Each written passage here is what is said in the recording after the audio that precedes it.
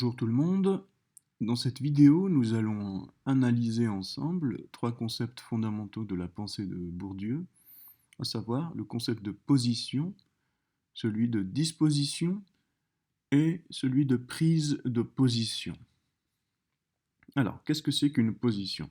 Une position, c'est tout simplement notre position sociale. On est soit dominant, soit dominé, riche ou pauvre, cultivé ou inculte. Ça, c'est la position sociale, qui dépend de nos capitaux. Nos dispositions, ce sont tout simplement, on a déjà vu ça, nos désirs, nos affects, nos habitus, nos pulsions, nos intérêts, notre illusion, nos idées, notre façon de voir le monde.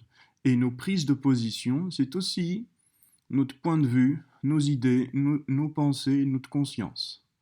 D'accord? Trois concepts fondamentaux: position, disposition, prise de position. La position, c'est la position de dominant-dominé, avec du capital économique ou avec peu de capital économique, avec du capital culturel ou peu de capital culturel.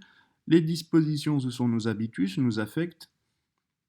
Les prises de position, ce sont nos points de vue, nos idées, nos pensées. Donc, nos dispositions, nos affects, nos goûts et nos prises de position, notre point de vue, dépendent de notre position sociale, dans la société ou dans un champ déterminé. Donc, position conditionne nos dispositions qui elles-mêmes conditionnent nos prises de position, pour aller vite. Prenons quelques exemples. Position de dominant, par exemple, un artiste cultivé. Ses dispositions, goût cultivé, littérature, philosophie, etc. Et les prises de position, ses points de vue, il aura des points de vue cultivés, universalistes, donc il vote plutôt à gauche, cosmopolitisme, universalisme, etc. Donc ça, c'est pour résumer dans l'exemple des artistes à peu près quelles sont leurs positions, leurs dispositions et leurs prises de position. Ça, c'est en général. Autre exemple, position de dominant, par exemple industriel, avec beaucoup de capital économique. Quelles sont ses dispositions, ses affects? Le sens de l'entreprise, par exemple, les goûts de luxe, Jaguar, champagne. Quelles sont ses prises de position? Point de vue plutôt de droite.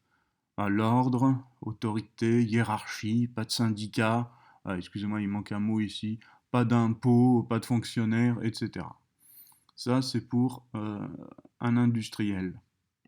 Mais il ne faut pas oublier aussi que dans chaque champ, que ce soit le champ journalistique, le champ politique, le champ académique, etc., il y a des positions. Chaque champ est structuré en dominant-dominé.